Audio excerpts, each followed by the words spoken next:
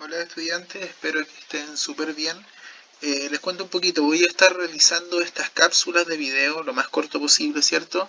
Ir subiéndolas a través de un canal de YouTube y a la vez compartiéndoselas con sus profesores jefes para que sean enviadas vía WhatsApp, para que puedan tener un respaldo, otro respaldo adicional al tema del contenido y el desarrollo de las guías, ya para que vayamos viendo algunos elementos de materia, evidentemente, de lo que se vaya haciendo las guías a través de estos videos con audio. Eh, Sobre la guía número 5 de historia, este primer video se basará principalmente en ver elementos de contenido. Y un siguiente video, un video número 2, estará enfocado en hacer un análisis de las preguntas, ¿cierto? Y poder apoyarlas para poder realizar estas preguntas. Esta guía se basa en un repaso de contenidos de la guía número 2 y número 3 que se basan en el liberalismo político y en el liberalismo social, ¿ya? Entonces yo les voy a dar una pequeña síntesis o un elemento de orientación, ¿cierto? Para ver o entender el contenido del liberalismo político y social. En este repaso en particular, primero hablamos del liberalismo político. ¿Y qué es el liberalismo político? En palabras muy simples, es la búsqueda de la libertad, pero en la participación y en la elección de los ciudadanos en las decisiones de gobiernos, estados y países de Europa y América, en el siglo XIX. Recuerden, chiquillas, siempre eso. Tiene que ver principalmente que es la búsqueda de la libertad de participación. ¿Ya? En ese tiempo, recordemos que antes del liberalismo, la mayoría de los estados eran estados monárquicos absolutos, ¿ya? O por lo menos los estados europeos.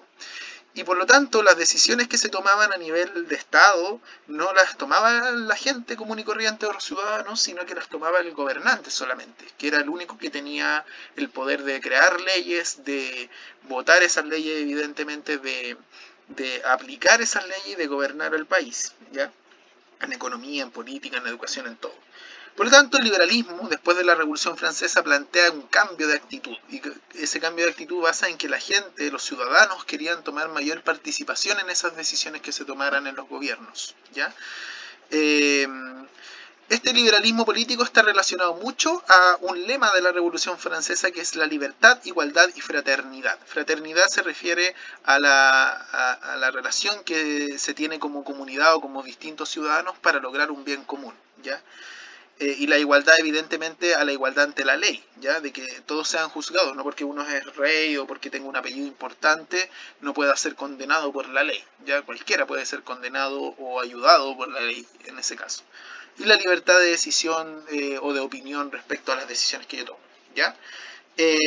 Todo esto empezó con las ideas de la Ilustración, ya que influyeron en la Revolución Francesa y finalmente planteaba que todos los gobiernos, incluso las monarquías, dependían de sus ciudadanos. ¿Ya? Esto es fundamental, chiquillas.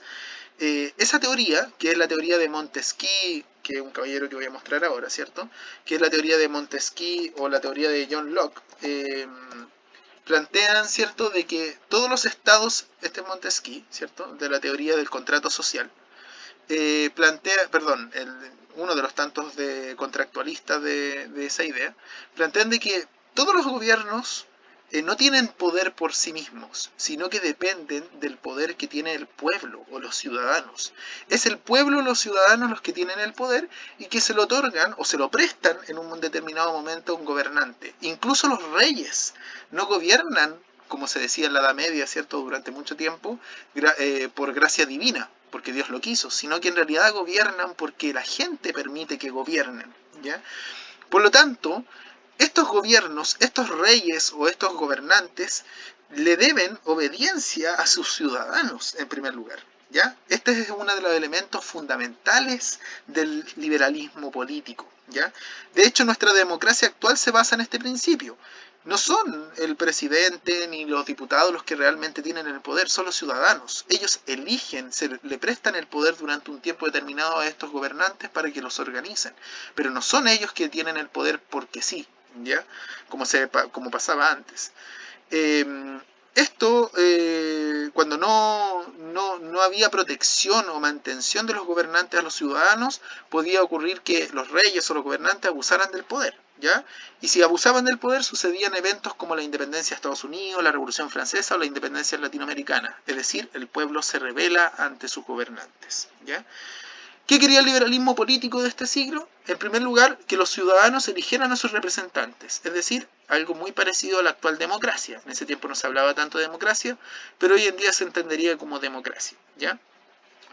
La participación política libre, ¿ya? Es decir, yo decidir tomar mis propias opciones y no que tenga alguien que me obligue a tomar una opción, ¿ya? Que los gobiernos fueran repúblicas. ¿Qué son las repúblicas? Son sistemas de gobierno, como la democracia, ¿cierto? Pero que tienen tres elementos esenciales, que es la división de los poderes del Estado, el ejecutivo, el legislativo y el judicial. ¿Por qué se dividían estos poderes del Estado? Para que nadie abusara de esos poderes, ¿ya? Todos se controlaban entre ellos.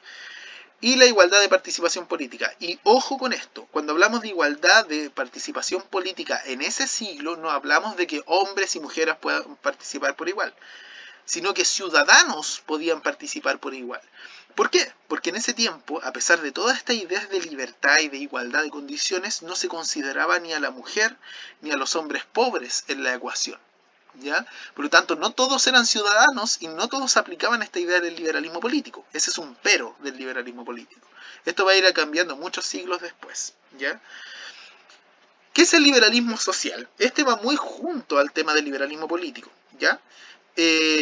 Plantea que el hombre sea libre en todas las instancias de su vida, específicamente aquellas en donde se relaciona socialmente o culturalmente, ¿ya? No solamente de manera política en la toma de decisiones, sino también en tu vida diaria.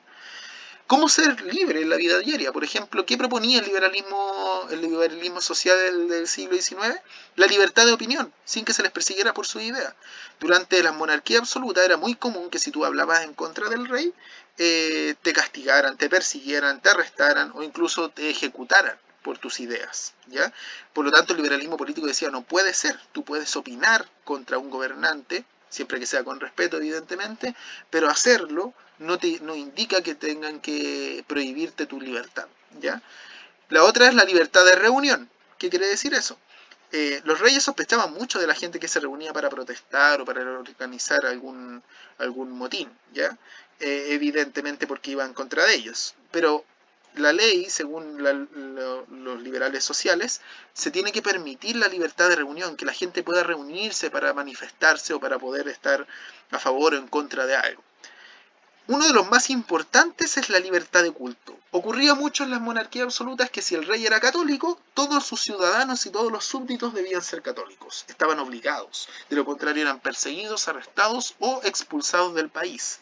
La libertad de culto fue una ley que fue muy importante en el mundo en ese tiempo y que permitía a la gente elegir la religión que quisiera, ¿ya? De hecho, en Chile el ejemplo más claro es, por ejemplo, los colegios laicos, los colegios religiosos.